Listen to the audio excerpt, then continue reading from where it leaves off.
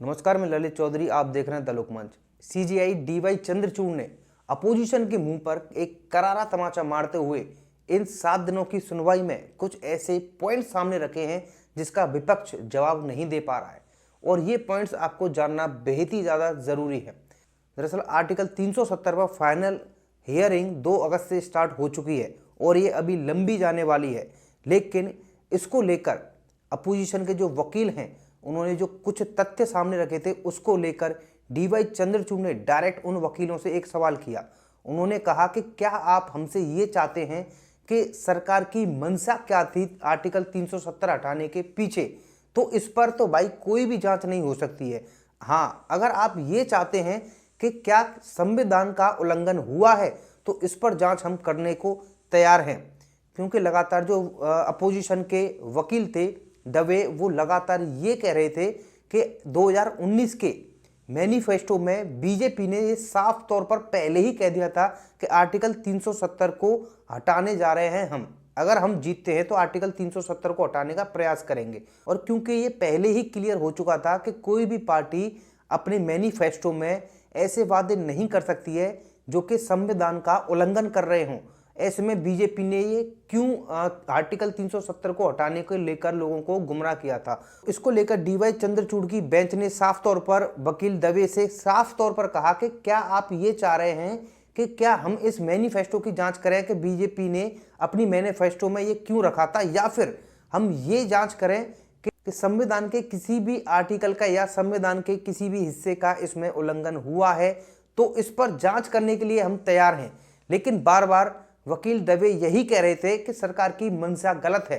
तो इस पर डीवाई चंद्रचूड़ ने करारा तमाचा मारते हुए कहा कि आपको मैं याद दिला दूं कि जम्मू कश्मीर का जो भारत में विलय हुआ था वो सशर्त नहीं था, यानी कि किसी शर्त पर नहीं हुआ था, वो पूर्ण विलय हुआ था। यानी कि जम्मू कश्मीर भारत का अटूट अंग तभी बन गया था। तो ऐसे में संविधान के तहत जो भी फैसले जम्मू कश्मीर के लिए लिए जा सकते हैं सरकार वो ले सकती है, क्योंकि भारत के किसी भी राज्य की तरह जम्मू कश्मीर के लिए भी वही संविधान के रूल लागू होते हैं। तो आप ऐसे में जम्मू कश्मीर को अलग कंसीडर करके ना चलें, ये बहुत ही ज़्यादा गलत है, क्योंकि ऐसे में ये दिखाया जा रहा है कि जम्मू कश्मीर से विशेष दर्जा छीन लिया गया है आर्टिकल 370 को हटाकर। और ये साफ तौर पर सुप्रीम कोर्ट के जजों की जो बेंच थी उनको यही बताने की कोशिश की जा रही थी कि जम्मू कश्मीर से 370 को हटाकर उनके विशेष राज्य का दर्जा छीन लिया गया है। और ऐसे में साफ तौर पर ये अब क्लियर हो चुका है कि 370 हटाने को लेकर जो याचिका डाली गई है उस पर अब सुप्रीम कोर्ट सिर्फ यही जांच कर सकता है कि क्या संविधान का उल्लंघन हुआ है, क्या सरकार ने संविधान को साइड में रखकर अपने कुछ अधिकारों का उपयोग करके 370 को हटाया है। तो ऐसे में तो जांच हो सकती है, वरना इसमें आगे कुछ भी नहीं बचता है कि अपोजिशन फाइट कर सके।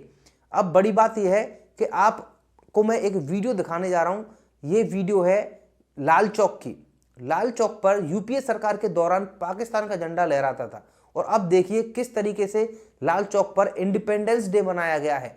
तो ये फर्क है आर्टिकल 370 हटने के बाद में जम्मू कश्मीर में जो चेंजेस हुए हैं। अब वाकई में लगता है कि जम्मू कश्मीर भारत का एक अभिन्न अंग है, और ऐसे में कोई भी भारत का व्यक्ति जाकर जम्मू कश्मीर में खुलकर वैसे ही घूम सकता है जैसे कि भारत के किसी अन्य राज्य में लोग घूमते हैं। तो कुल मिलाकर अपोजिशन ने पूर्ण प्रयास किया है, लेकिन जस्टिस डीवाई चंद्रचूड़ ने साफ तौर पर कह दिया कि हम सिर्फ वही जांच करेंगे कि इसमें संविधान का उल्लंघन हुआ है या नहीं हुआ है। अब भाई बात यहीं पर आकर टिक जाती है कि संविधान का उल्लंघन नहीं हुआ है, तो मुझे नहीं लगता इस पिटीशन में कुछ आगे जाने वाला है, लंबी खिंचने वाली है, क्योंकि अगर इस पर जांच भी होती है तो सिर्फ इसी पर होगी संविधान का उल्लंघन हुआ है या नहीं हुआ है, वरना इसके अलावा अपोजिशन के पास में सिर्फ उल्टे सीधे तर्क देने के अलावा कोई उपाय बचा नहीं है। फिलहाल के वीडियो में इतना ही। आप लोगों का क्या कहना है आप हमें कमेंट करके जरूर बता सकते हैं।